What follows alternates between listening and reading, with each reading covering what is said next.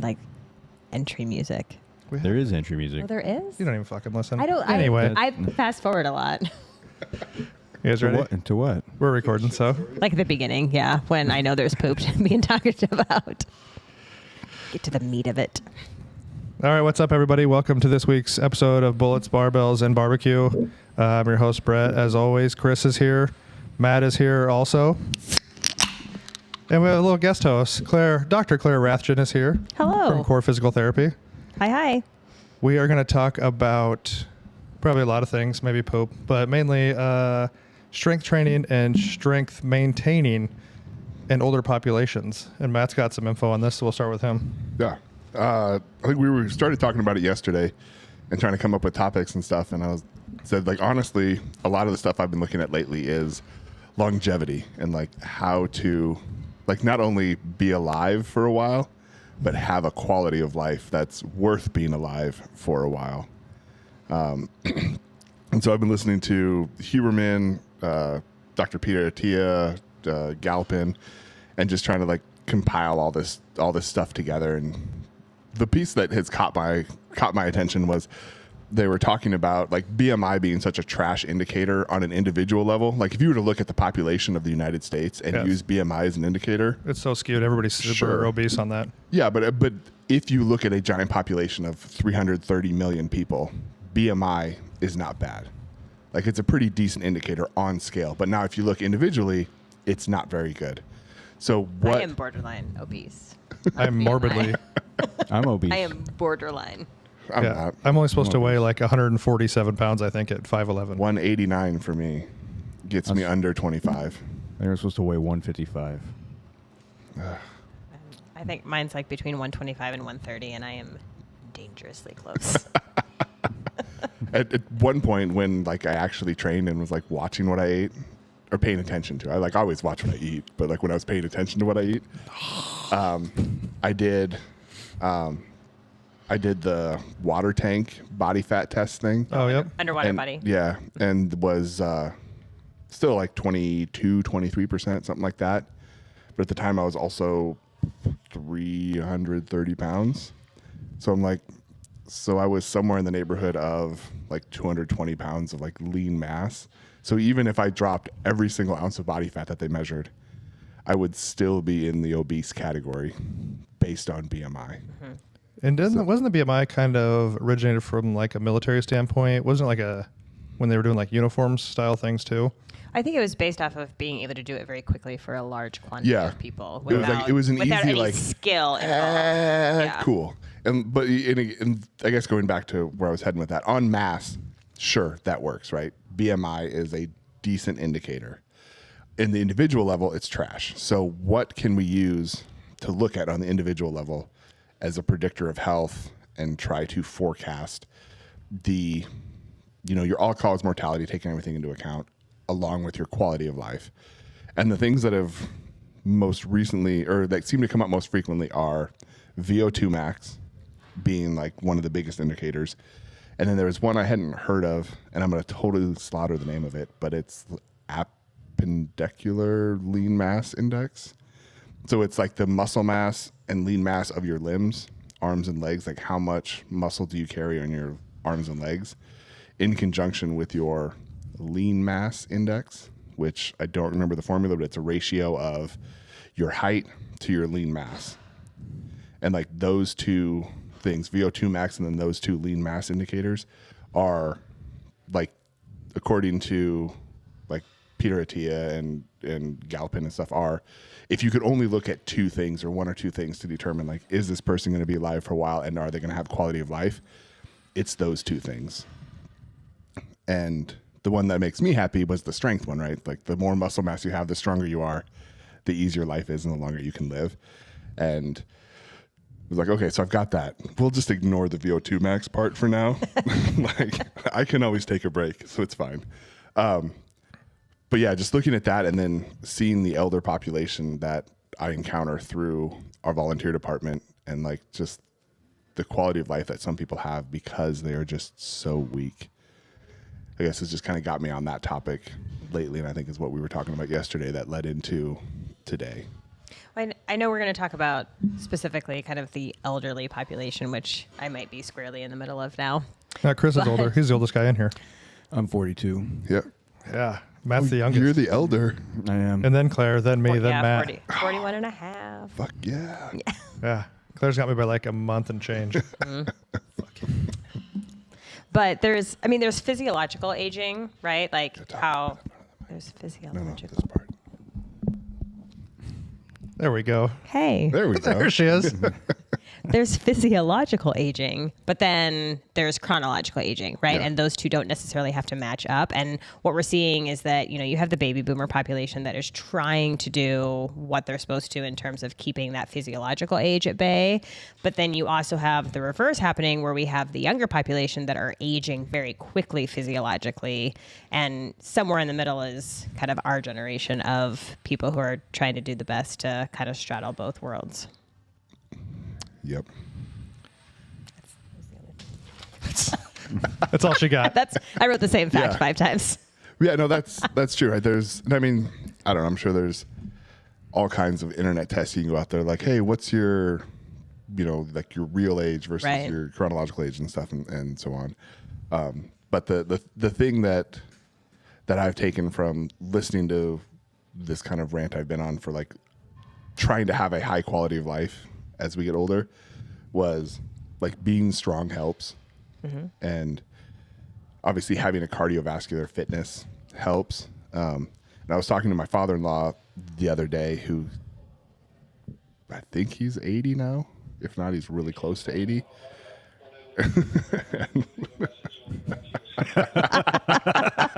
This front desk staff has one job One job. to answer the phone. Oh, and it's no. It was a hang up. Wah, wah. Anyway, sorry. Go Are you ahead. guys open? Yeah. What are your No, it's hours? Saturday. We're closed. This is what happens when you broadcast live from the Mecca. This is what happens. But in thinking of that, trying to explain like the benefit of being strong, and in some people's eyes, like especially when I talk to my parents, they're like, "Yeah, but Matt, like you're fat and you breathe heavy, and are you really healthy?" And I'm like, "Well, Matt, we were watching you, and it looks like you're fighting for your life right now. I am, but I had to time But my I am shoes strong." out my Crocs." So I always say, the heart is a muscle that needs work too. Yeah. And mine just gets more training than a runner's. yeah, but I've had the conversation with my parents and my father-in-law and other folks was like, if you're an older person and say you have to really brace and like hold your breath like you're getting ready for like a really heavy squat just to stand up out of a chair, like how many times do you stand up out of a chair every day? Yeah. I don't know, 15, 20 times? Let's just say it's 20 times. Yeah, it shouldn't be a Now- max effort lift. Right. And now let's go talk to, a high level power lifter. And I'm saying, hey, I want you to squat 900 pounds 20 times today. Like we'll break it up. You can have, 20, 30 minutes in between, but I need you to squat 20 times. I need to squat 800 pounds 20 times every day today, or all day today and every day this week.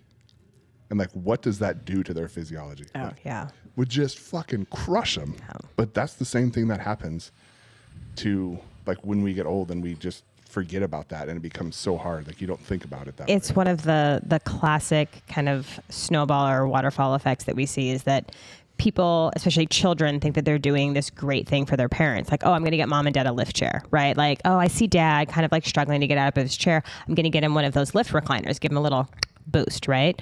Oh, I'm doing something good. Like I'm making it easier. But to your point, if you take somebody who can squat 900 pounds 10 times throughout the day with 30, 60 minutes in between, well, what happens if all of a sudden you say, well, I'm not going to have you do that now. I'm going to have you squat to a super high box. And then all of a sudden you ask them to stand to squat without doing that. And you're taking it away. You're actually detraining or deconditioning Right. them, even though you have the best of intentions for your parents, but you're actually deconditioning and making them have to work harder when inevitably they're at a restaurant or they're someplace where they don't have that nice little recliner. And those things are like fast evacuating. My dad has one. And Especially if I you have know. one with, That's like, why the I wasn't plastic- looking at you when the I said plastic it. cover. Well, he refuses to sit in it. But, That's good. But the funny part is like it's like a leather or pleather, whatever, and like you don't have a fucking choice. You're either putting your feet down or sliding once out. you Like hit you have no choice. It's like you're hit that fucking critical coming out of angle this and chair. you're out, whether you're ready or not. You're done. Yeah, you know, and I've thought about this before. Like you look at like our generation of like working out is like a very big thing, and we're all like in basically the 40s, and you look back at like our parents' generation where working out was like not really. Yeah. It wasn't it was like a maybe if I had time. It wasn't a priority. Now, I'm not saying that they didn't do work, right? Like my dad grew up on a farm. My mom, you know what I mean? Like Right. they were still doing things. I think overall that generation is more mobile, though. There wasn't as many, things that you could do to not be mobile as when you're older. Well, I think Older than us. more of it was like the calisthenics and that sort of thing. Well, it wasn't strength based. Well, my thing is, I wonder, like we always talk about like, well, not we, but they talk about like, heart disease is like genetic in like some of these things. But then like you kind of look at it in a big, decades and century long. Is it genetic or was it that like my parents' didn't really work out? They just were meat and potatoes. They did the work on the farm. Not saying it wasn't work, but it's just like if you walk the same mile every single day, right? Right. What you get out of it is not near as much. You have to change the resistance. You have to the intensity. So was it like, well, it's genetic. My dad had heart disease, so I'm going to, and like my dad smoked, so I smoke. You know what I mean? And it's like, Is it actually genetics or is it just like things you saw growing up? So you did the same thing, or like you said, working out, and even like still, I grew up in a small town, like Matt, you're from a small town, close to Omaha though, like closer than I was, but like even me growing up, like there wasn't like a gym really in town to go to. Like we'd go to the high school. No. But then if you were out of school, you didn't really have a place to go work out. So I wonder if in the next few years you're going to see like when. Obviously, like 4 don't have kids because it's a real way to live life. But it'll be interesting to see like Chris's kids' generation of kids, like, will that genetic excuse change? You know what I mean? Because like you work out a lot. You know what I mean? Like, I mean, your daughter's active. I know she's not like, doesn't go to the gym. She might work out at home with you. No. But I've tried to get the kids to work out and it's not, they're like, nah. But it's almost like, are you, I don't want to say you're altering your genetics, but will you see the excuse of... I think it's good to have a good example of someone that hopefully when I get older, I'm still able to do the things I still can do. I still feel like even at 42, I'm in pretty good shape, even for somebody that was in their early 20s. And claims to work out at home. Yeah, Yeah. exactly. Yeah. But is it genetics or is it learned traits? You know what I mean? That's what I'm starting to wonder with some of this stuff because generations before, working out wasn't a thing, wasn't a priority, whereas like now it's like a huge priority to a lot of people. When I was younger, nobody worked out. I think my uncles had a curl bar in the back room. They're The old sand weights. trying to play guitar, smoking shitty cigarettes and doing curls, but I couldn't tell you a single time that my parents ever talked about working out. Like my dad was a runner growing up, but I don't think I ever heard my mom talk about it. No. Yeah, that's I wonder. It just wasn't like that. If it's genetics or it's actually just learned traits, but they've kind of just over years, even in health, like, well, it's genetic, it's in your body, but is it? Because it's got to be both, right? Yeah, it is, and environmental factors and your cultural considerations and things like that. Like there are some cultural concerns that certain, I guess, ethnicities don't have that same value in health and wellness, and it's placed in different ways of spending time with family and cooking and more of that like family mealtime, and sometimes that leads to unhealthier habits as well. But it's a strong kind of fight for one another, and I don't necessarily know if there's any definitive information on like if one can outdo the other, like genetic versus like nature versus nurture. Yeah, I mean, there's got to be some genetic things that you can't deal with. Like, I mean, if you're at risk for cancer, like you can certainly do everything in your power to stay as healthy as you can and take preventative measures. And that's a big thing too that we can talk about later, is that typically speaking, people who have healthier lifestyles tend to do more of the preventative measures in terms of some of those, all cause mortality. But, if sometimes what genes are going to be expressed or what genes are going to be expressed, and you only have so much control. I mean, that kind of seems like a wah, wah. Right. And there's like, if you look at a diet, right? So like what you eat if you looked at like a 1.0 is like your just baseline, whatever. If you eat super, super clean, you can push that needle past a 1.0 a little bit, right? You're not going to get up to like a 10 or whatever. Like it's not going to push you like way, way up to like this super fit, like healthy level, but it helps. On the other hand, if you have a bad diet, there's virtually no bottom end to how bad you can make it. The limit does not exist. Yeah. So you can just eat yourself to death, which is garbage and trash and stuff. On the other end, flip that to like the exercise and the fitness part. There is I don't know if it's probably not a 1-to-1, but there is a stronger correlation to like the more you exercise and the more fit you are, you push that needle of health further and further towards the positive. Now, you still have the negative side, right? If you don't do anything, you can drop it down and there's almost no bottom that it can go.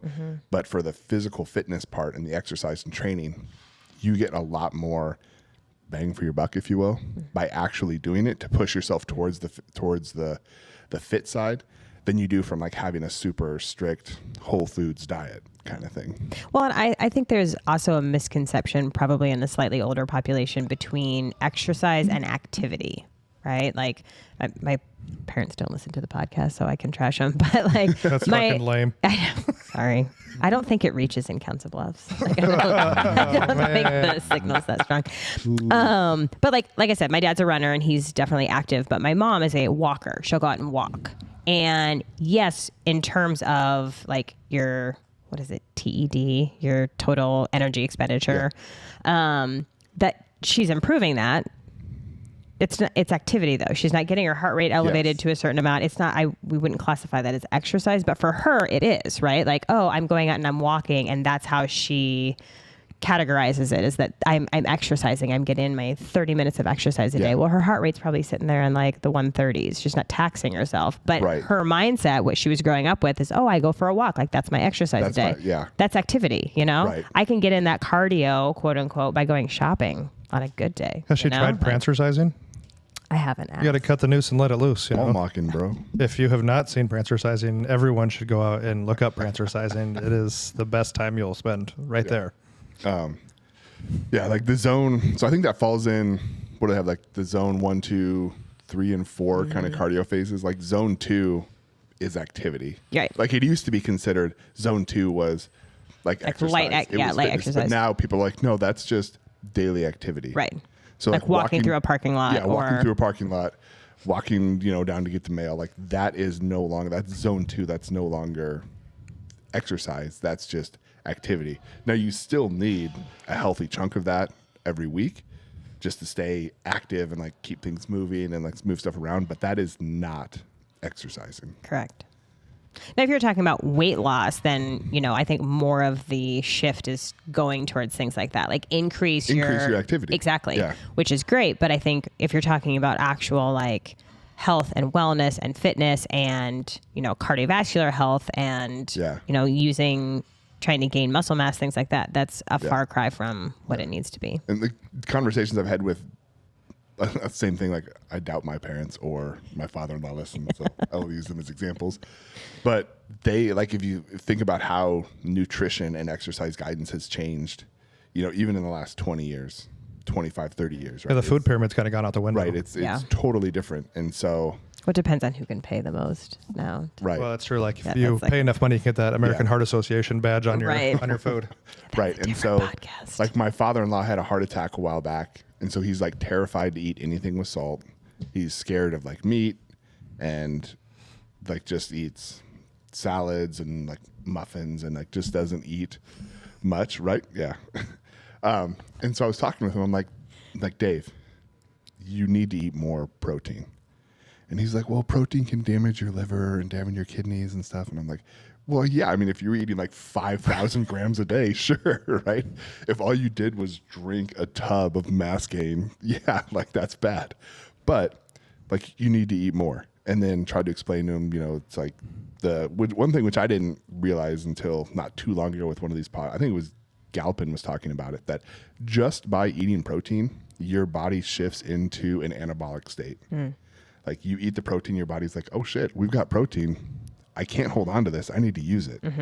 So there have been studies done in populations of, I think as young as 75, at least 80, where all they did was up their protein intake, changed nothing else, and they put on muscle just by eating more protein. So when we look at these older populations and like what they're eating and their insures and stuff, like They're unsure. but I mean, increasing the protein intake, and like I think the general guidance, and that's I was arguing with my mom the other day because she sent me some video with some docs who were like talking and saying that, oh, you shouldn't eat any more than 0.8 grams of protein per kilogram of body mass. 0.8 to 1.2 per and I was like, kilogram, that's gram per trash. kilogram. I'm like, that's garbage. Like, you need more than that. Thank you. And she's like, well, no, well, that's what the doctors are saying. That's what it said. I'm like, I understand that's what they're saying. First of all, nobody knows what they weigh in kilos either. No. Yeah. So let's get over that. America. We're in America. Right. You guys. No, she's all right. We're getting her tuned up here. Okay. I'm new here. Yeah, it's all right. That one looks like it's working well, though. That white one. Get out of here.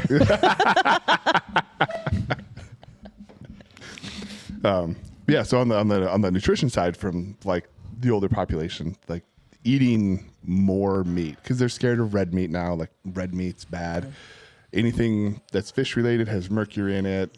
And so it's just kind of like scared of eating that. And everyone's like, oh, well, if I just eat salad, that's good, right? Meatless Monday. Right? And I'm like, no, meat Monday. Yeah, I think they get too much into, like you said, like the weight loss, like you were talking, like I think they're so worried about being overweight in some of the older population. Like we'll go up to my parents' house and I could take food up there and my dad would be like, oh no, I had a couple of crackers at like 10, so I'll probably just wait till dinner. Or, supper, because we're from the farm. Yeah, supper, yeah. I'll just wait till supper. And I was like, that's all you're eating, huh? But they just think, well, I've lost weight. Yeah. But I think you're losing muscle, which Absolutely. I think the more muscle you maintain, only the strong survive. Yeah. I mean, you look at somebody who's been like in the hospital, like terminally ill, cancer, whatever. I mean, they basically live until they dwindle away. So I figure like the bigger or stronger you are, the longer you The got a longer chance you- of them to find a cure Right. while you're fucking laying Right. there. You know what I mean? Like, Well, and shit's going to wear out, right? Like total hips, total knees, like stuff's just going to wear out. And so let's just assume that we're all going to have some kind of joint surgery, right? Total knee, total hip at some point. You need some critical level, like some threshold of muscle mass and functionality and strength in order to make it through that, right? So you have that hip replaced and say you're like right on that threshold. There's I should really pay more attention when I listen to these things. There's some threshold for like VO2 max and a combination of that and like your lean body mass index that determines like the number 20 or 21 sticks out. Maybe it's between 0 and 100, but like you have to have this threshold in order to be able to live independently. And that's like the bare minimum you have to have. So let's just call it 20, right? So you have to have a score of 20 in order to live independently. So if you're 21, 22, you can live independently. But now you get your hip replaced. And for a short time, you're now below that. So you need help. But because you were so close to that threshold, even though you're working through that, when you come out of that, you're going to be lower.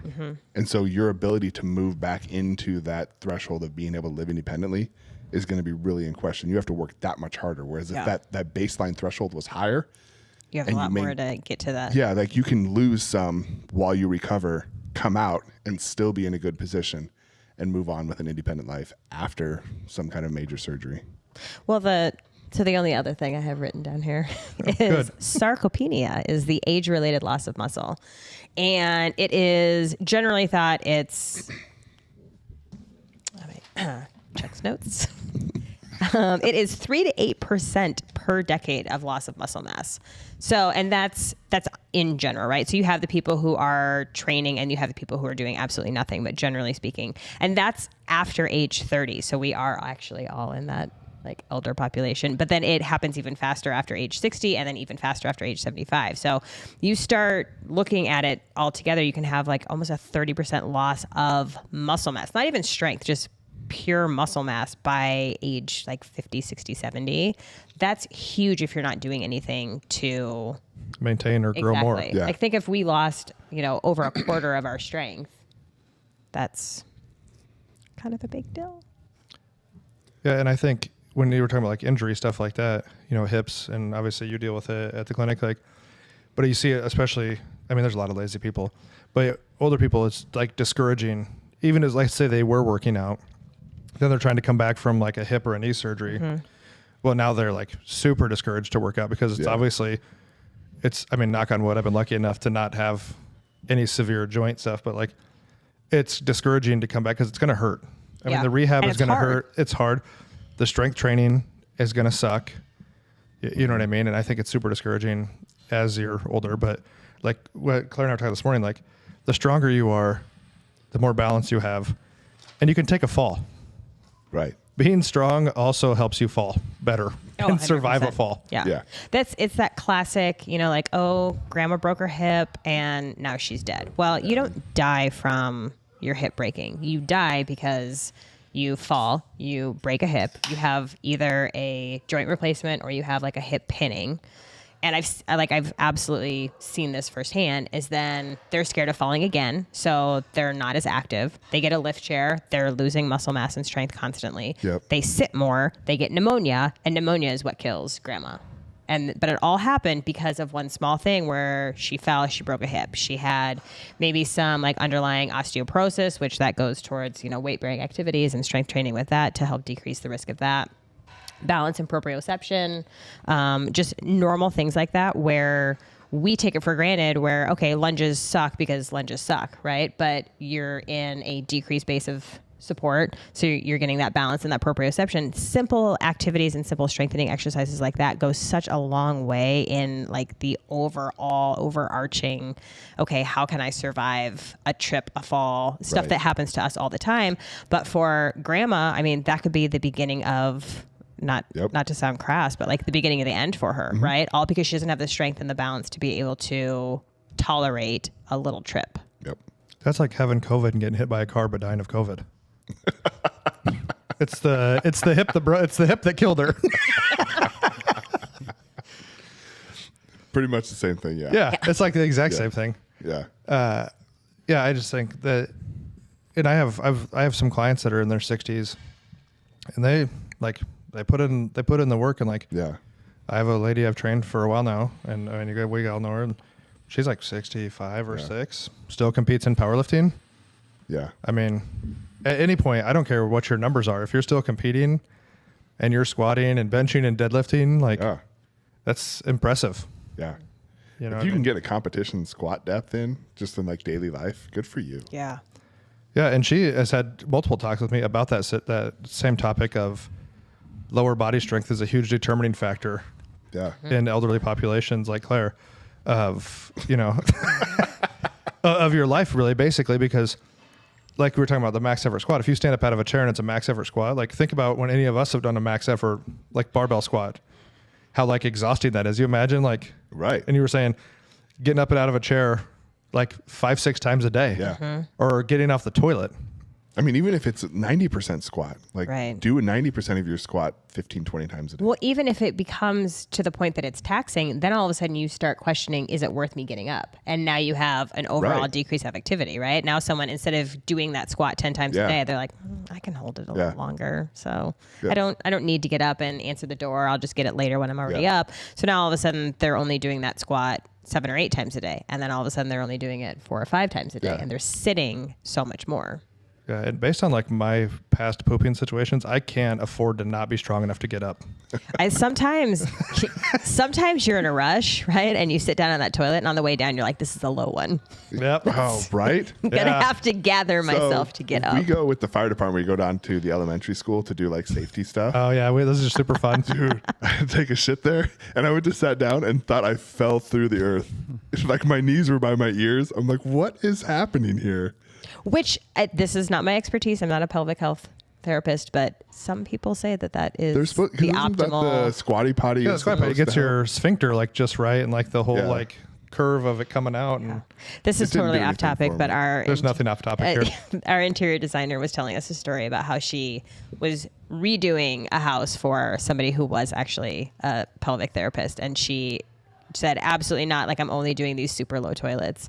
And Fancy Nancy is her name. Fancy Nancy was like, I can't do this, like, aesthetically. And the lady's like, you're putting my guest at risk to not be able to urinate and poop properly. She's like, well, How about the risk of them being like over your house hammered and falling, Right? like trying to get to the toilet? It was I'd be You've concerned. got to make sure that seat's down. How she's low like, we- can how we at low are least we put in talking a here? normal size one on the I mean, those comfort room? kids- Like elementary school height.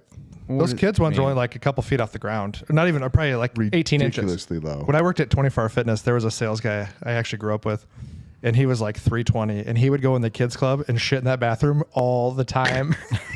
It probably put him at a good position, though. That's why he went. Yeah. That's Get the risky. butt cheeks out of the way. That's- Everything's wide open over there. Yeah.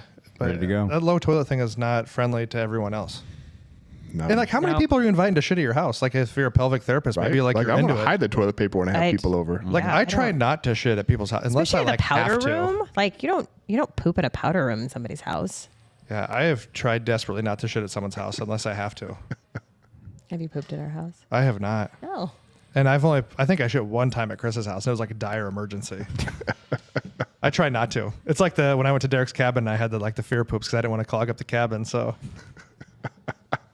yeah, I don't think I pooped at Matt's house either. Wait, nope, that's a lie. I have once. One time in the upstairs bathroom. Yeah, that's fine. It's septic. It'll handle it. Yeah. But I mean, the fear of like getting old and not being able to get off the toilet. I mean, then you're Yeah. like Elvis, just bloated and dead on the toilet. Right?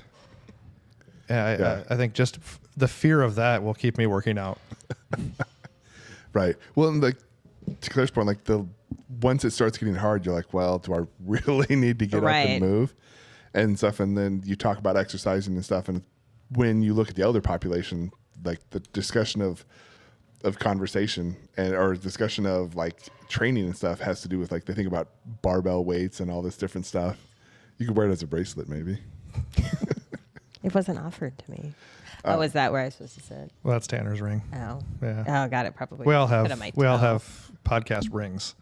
If you YouTube us, you can see them. They're obnoxiously large. Not for the guests. Claire just noticed it somehow, even though we all have them on. Well, no, I noticed that you were wearing them. I just didn't notice that there was an extra.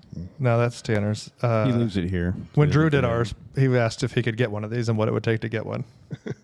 What would it take to get one? UFC gold. No, I'm just kidding. Sorry, yeah, but go ahead. What you were saying? Oh yeah, Pooping? the training. Oh, Yeah. training. So yeah, they need to sit down to poop, and they need to be able to stand up. More importantly, Yes. but when it comes to training, like there's a conception that I think that you have to do these heavy weights, and you have to use weight to get stronger. And it's no, depending on where you start. Like if standing up for you is max effort, then you shouldn't do that more than a couple times a day. So like your leg training is sitting down to a chair that's maybe like halfway down, and you do that 10 times, 2 or 3 times a day, and that's your training for a while. And then you go a little bit lower, and then a little bit lower. And I know there was in the last few podcasts I listened to, I know Peter Attia just referenced it. 3 or 4 studies he looked at where they took almost immobile people in like nursing homes and had them do a regimen like that for 12 weeks, where they just sat down to a depth that wasn't that low, but they could do 8 to 10 times, not too bad. They had them do it 3 or 4 times a day. And then by the end of that 12 weeks, almost across the board, everyone could sit down to a parallel chair and stand up 10 times.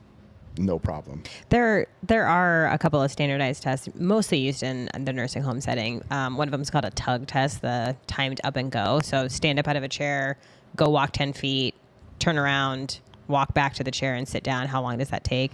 And then the like a 30-second sit to stand test. That those are, I can't remember off the top of my head because I'm not in that setting, but there are values that say like, okay, if you fall into these categories, if you can do, maybe like 5 sit to stands in a 30-second time frame, like you're at this category of risk to fall.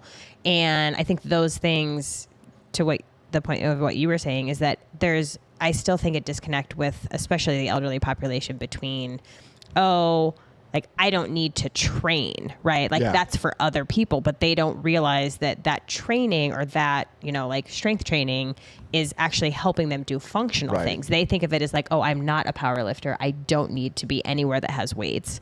But in reality, like that's a functional thing that they're need to be working towards.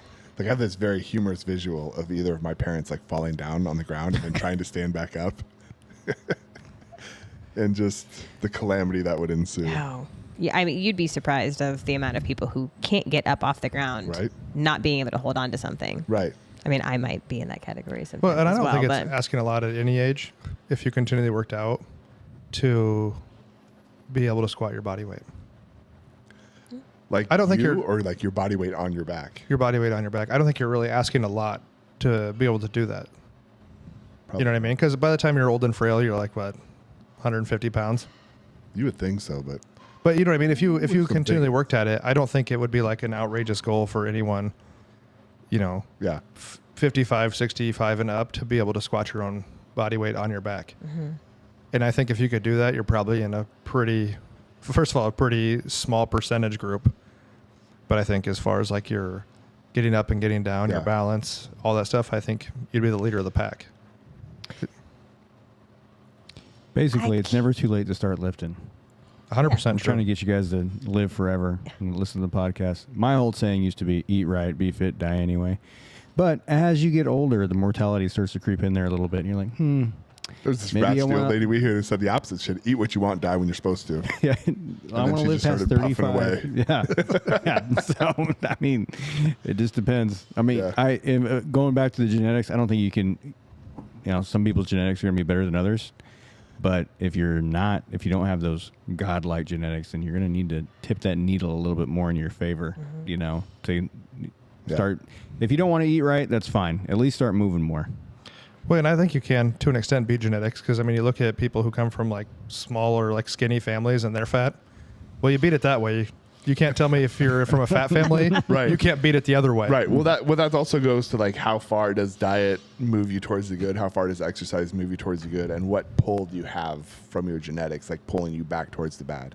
Right. So if you know like your family's just predisposed to some kind of heart condition, right? And you know you just have bad hearts and everyone dies at 60 from heart disease, like maybe focusing more on VO2 max and like cardio conditioning is a better spot for you. And actually go to a doctor Yeah. and see if you have a heart problem. You know what I mean? Because at least then you can, like, get ahead of it to an extent. Right. I think when you go to, for a lot of the testing with doctors, like you need to go more regularly than once a year. Like Oh, if you yeah, go so you To get track other- changes. yeah, like if you go and once a trends. year, it's like, cool, I go in July. Well, July is, a long period anyway. What were you doing before that?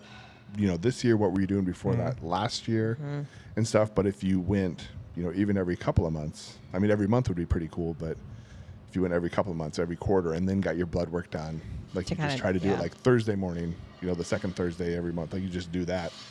That will give you a better indicator of like how things are progressing and like what stuff looks like. Cause these little snapshots in time It's just that it's a snapshot. Yeah, they of- can be so heavily skewed by. But I feel like if you're like me and you, Matt, where we'd rather not know sometimes, the once a year is like, okay, I can tune up for like a month. I'm going to come in hot on So I this did deal. some looking, the UNO physiology lab will do VO2 max testing. I think it's $100. They'll do the water tank fat test for $50, and they will do a resting metabolic rate for like $40, and they'll do some mid-range cardiac test for like $40. Which, I mean, if you've ever done a VO2 max test, Every time I I'm go up not the jumping stairs. up and down to do that test. We still need more likes on that one podcast. So we And I'm can all sure go do if- that VO2 max. Someone who doesn't listen from Omaha, hopefully. Yeah. I'm sure there's a university in Yeah. your area because Right. the students need people. Oh yeah, Right. for lab test. Creighton does it too. I don't know what Yeah. the pricing is. So no matter offhand, what but- state you're in, Yeah. I'm sure the local universities, if they offer an exercise science program, I assume they probably have, or physiology, they probably have the ability to. Yeah. the ability to do, and they're probably looking for people Yeah. to So to there do we that. go. But the other thing is, when you're talking about we're talking about blood testing and stuff like that, I think no matter what age you are, if you legitimately are working out hard, you're eating. I'm like a real believer in like 80% on a lot of things. You know what I mean? If you work out hard 80% of the time, you eat right 80% of the time, you should move towards your goal, right? At 20% of the time is not going to like fuck you up in what your goal is. if you're being real honest with yourself and you are training hard, get your blood work done. There could be something wrong. Mm-hmm. You know what I mean? It's, everybody always jokes around like, oh, it's, people give people shit all the time. Oh, it's your thyroid or it's a glandular problem. That's why I'm fat. No, they really aren't trying. But if you're really putting in work, right, and you're still not seeing results and you're being on, you know what I mean? Like there could be some kind of issue. Absolutely. So, there's no shame in getting your blood work done. I know like Elite Fitness works with like Merrick Health and they'll do it. Like, I think you just go somewhere and get a lab drawn and they'll. Yeah. Merrick Health. So the people that are in the Omaha area, Merrick Health, the lab they work with is in Lincoln. Oh, so you have to go to Lincoln to get the draw done? Lincoln for it. You used to be able to go to Quest Diagnostic, which is, they have a couple places here in Omaha. Stan Effordine's blood panel, I think, is a little cheaper, but now he's also starting to partner with Merrick Health. But you can go there. But the cool thing, if you go through, especially if you're a little more on the fitness oriented and you're not just like general health, you can go through Merrick. I think it's probably close to $400, but you can pay that, go get your labs done. They'll pull all the different panels and then you can actually talk to someone about it. And I think they have a thing, unless I read it wrong, a couple $200-300, and you can work with a doctor for the year. Yeah. One of their like telehealth, 100 something, and they'll do like if you need prescriptions. And actually, I should talk to Little Smoky because Merrick sponsored our meet and see maybe we can get some kind of discount code for people that listen. The dozens that do. Yeah. And I just think information is important with that. Like even if you think I'm healthy, I don't need it now. Like I've had some health issues that had I not had some previous baseline of where I was, and my primary care doc is fantastic, but had we not had that reference point, like it may have been something like, oh, okay, like maybe you're just eating too much salt. Maybe you're drinking too much. Maybe you're not sleeping enough. Maybe you're not drinking enough water, all things that are probably true. But to not have that reference point of, okay, here's where I have been, and now here's one value or two values or, several lab values that are different. Yeah. And sometimes you can catch those trends early and kind of, nip things in the bud. Yeah. And try and find a good doctor. Someone that's not like first step to put you on medication for everything. Like when I went last year and I set that triglyceride PR at 400 and my blood pressure was high, but mine's always because I get like white coat. And he just asked me, he's like, do you normally run that high? Do you ever check it? And I was like, well, I check it at home and it's not. I've been like pre-hypertensive my whole life. And he was like, well, I don't like to put people on something right away. Mm-hmm. He's like, you check it, every couple months. Next year, let me know like kind of what your trend was and we'll base it off that. And that's not uncommon either. There's tons of people whose blood pressure when you go to the doctor is like through the fucking roof because absolutely everybody assumes the doctor's going to tell you something terrible when you get there. And there's plenty of us that are guilty of it. We have a regular guy that we see who is on blood pressure meds, and he's like 180 over like 105. Solid. And that's like almost maxed out on meds. So. Yeah, but like Claire said, get a baseline so at least you know. Right. And that was kind of that doctor's point. He's like, get a baseline of your. Right. Like if you just show up and you don't have any kind of understanding of what it is, like you might go to a super conservative doctor. Like my first GP that I had as a kid growing up and then into early adulthood was just super ultra conservative and passive. And like, it wasn't until I started doing some of my own research that I was like, wait a minute, this guy, hold on. No, let's talk about this. And he's like, well, I mean, that could be true, but then you have to do this, and this. And I was like, I don't think that's true either. So like do a little bit of research as well and like have some control and some understanding. But I mean, getting back to the topic of the elderly population. Yes. I think that's part of it too, is that there's such a wide range of, primary care docs and GPs that are so quick to put, especially as some of these problems crop up, regardless of age. But like, oh, okay, let's put you on this medication. And this is a side effect of the medication that I put you on. So now let's put you on this medication.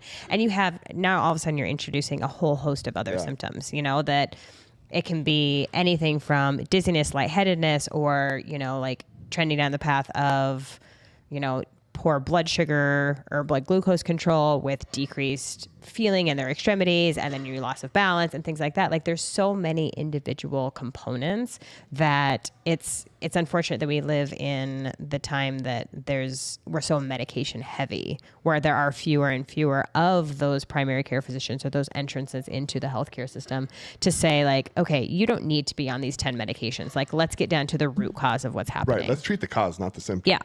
Oh, you have joint pain because, maybe you have some knee dysfunction or some shoulder dysfunction. And not to just say that my profession is the best, but instead of trying physical therapy, let's put you on an anti-inflammatory and then let's put you on a pain medication and let's put you on gabapentin. And then to counteract that, like now we have to put you on this because of the side effects of these medications. And a stool softener.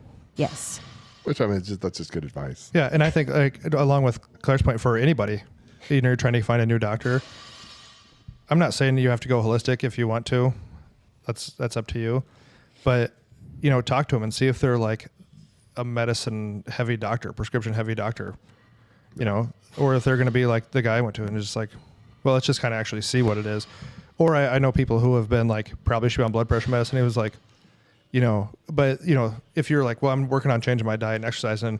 And to me, a good physician's gonna be like, okay, well, let's maybe not wait a year. Like Matt said, let's go like 6 months, but with your new diet and exercise, and I'll give you your chance to not be on medicine. Yeah. And see if you can fix it. And then if it's better or it's not, then we'll make a game time decision from there to see if they're really honestly.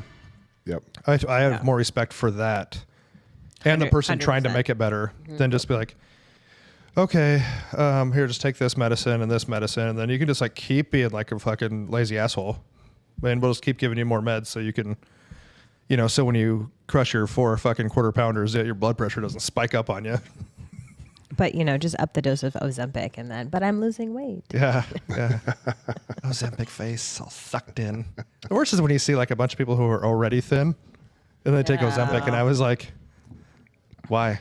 You are like not like, like, and I think you and Amber were talking about like if the actual like, if the risk outweighed, you know what I mean? Right. The side effects, like if you're 400 pounds, okay, like Ozempic, like you can take it for a while before you're going to get like Right. any kind of maybe negative side, like the good side effects outweigh the bad side effects of it. Yeah.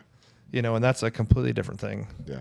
But that's to me, like any kind of medicine you're going to take for the most part. I'm not like some kind of anti-meds, but I'm not a huge.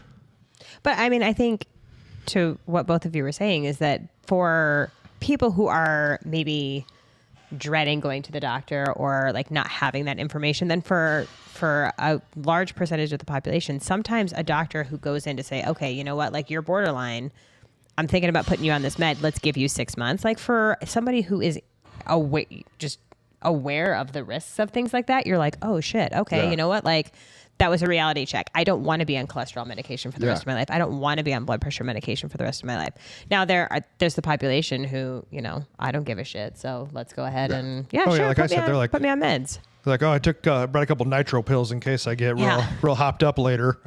So, I'm ready to go. But yeah, I think, I mean, getting old is an excuse to be lazy and frail.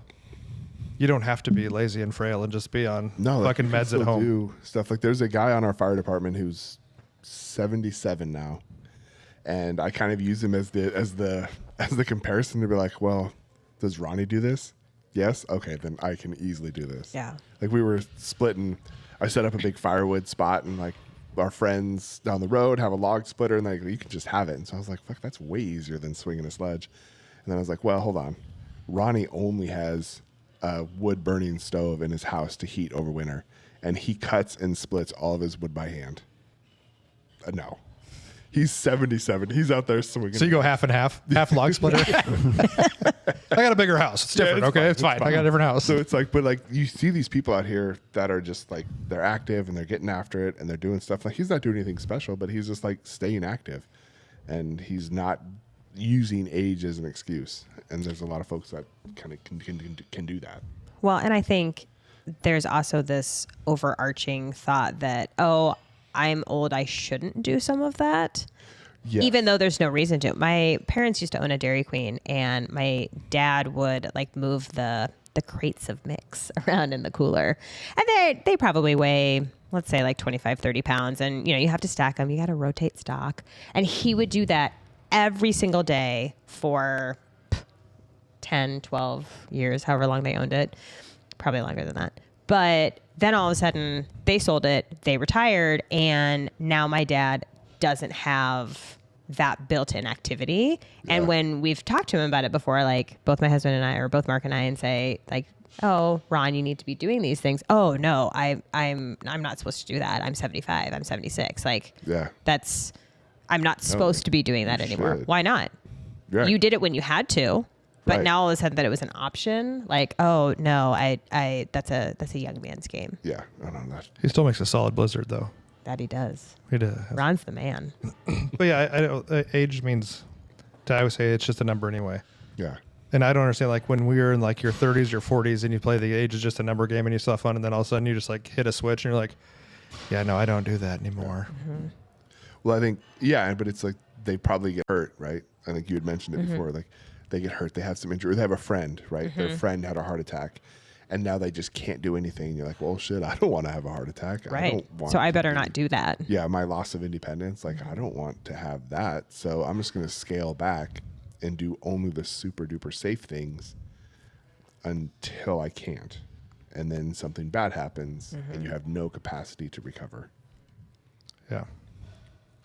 I think it's been a informational time. Yeah. You have something else there, Claire, you're going to say? Oh, I was just going to say, of course, we say that, but like there are considerations to take into when the elder population, and I'm sure you see it all the time, is when somebody comes in, wants to start training, wants to get back in.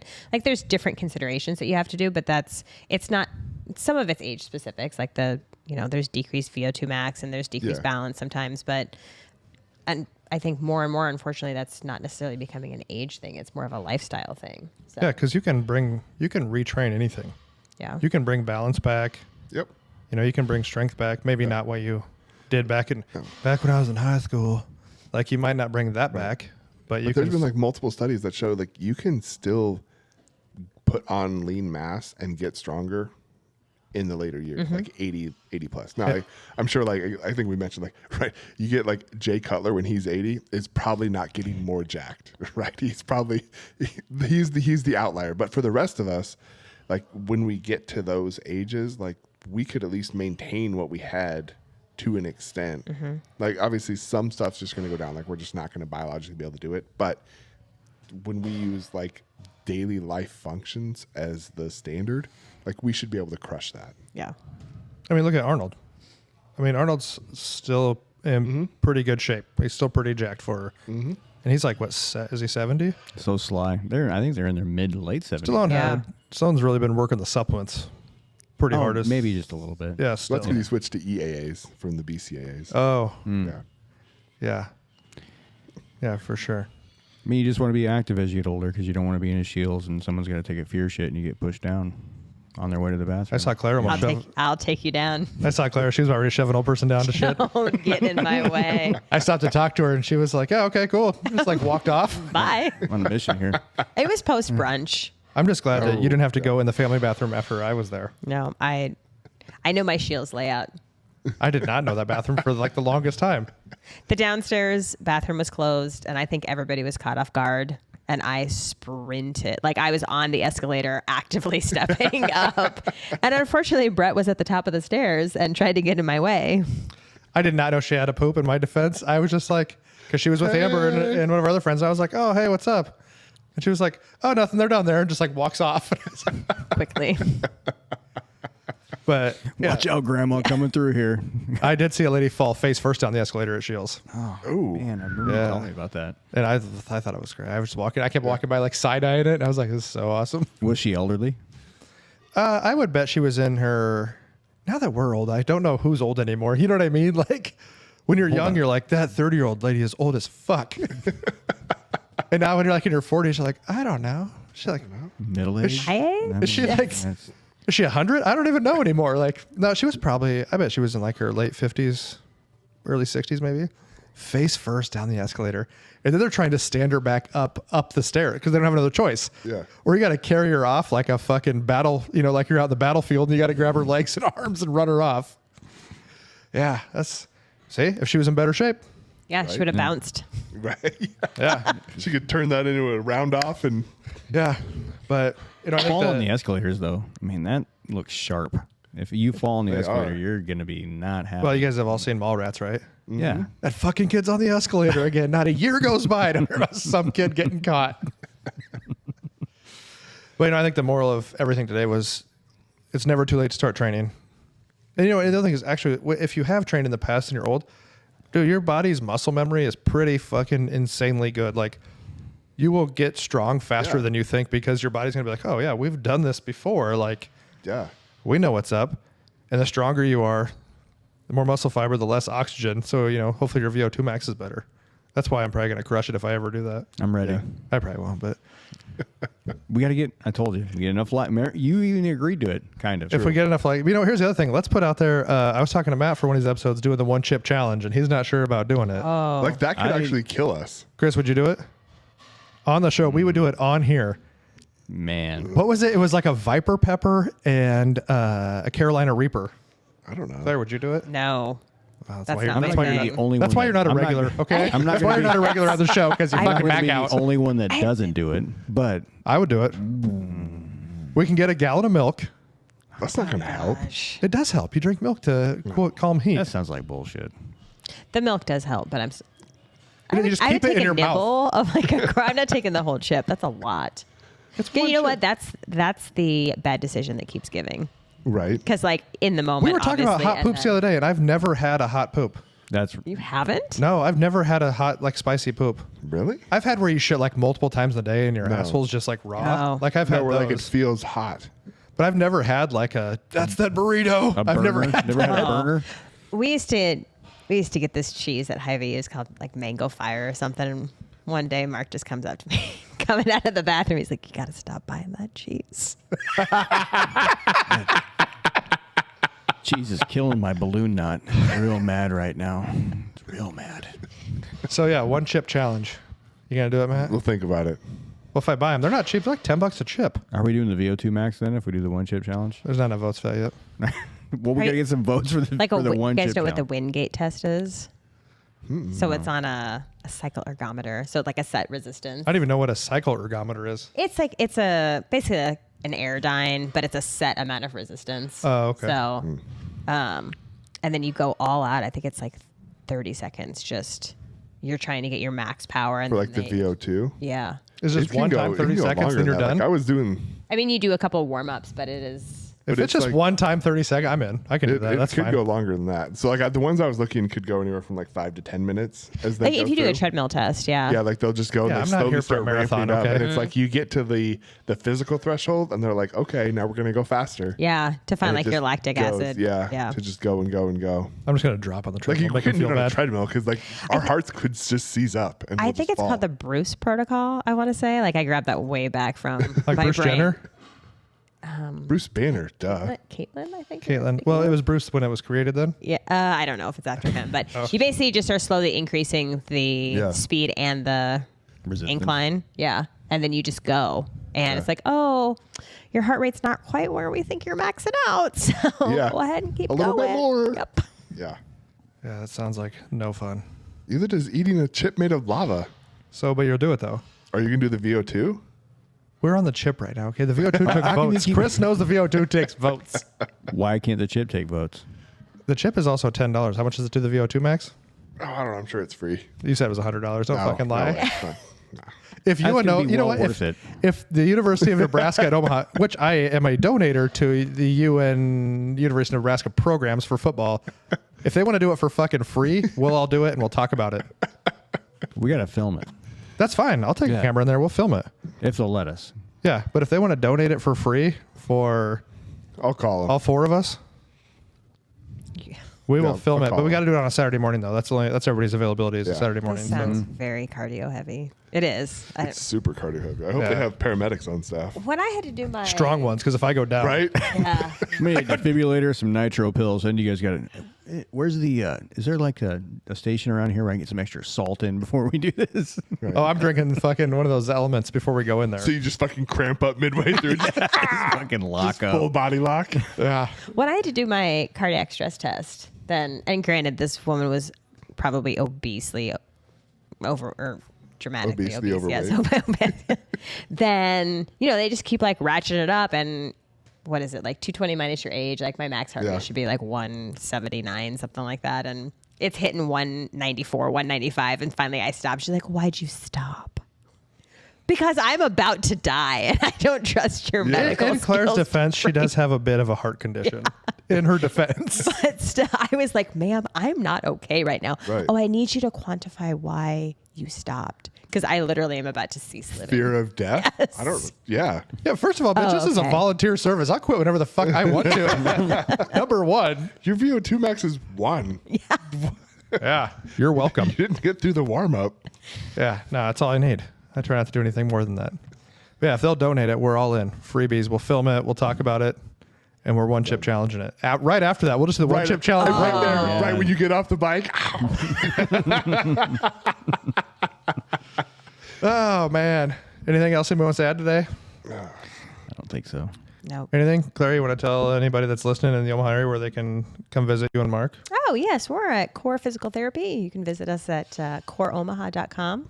If you're in the Omaha area, then we're 176th and Center. So we're between If you're Chipotle- fat, right next to Who Hot. Yeah. We're right between Chipotle and Chick-fil-A. Perfect. Yeah. Yes, Good and all of us location. have been there with great success. Yep.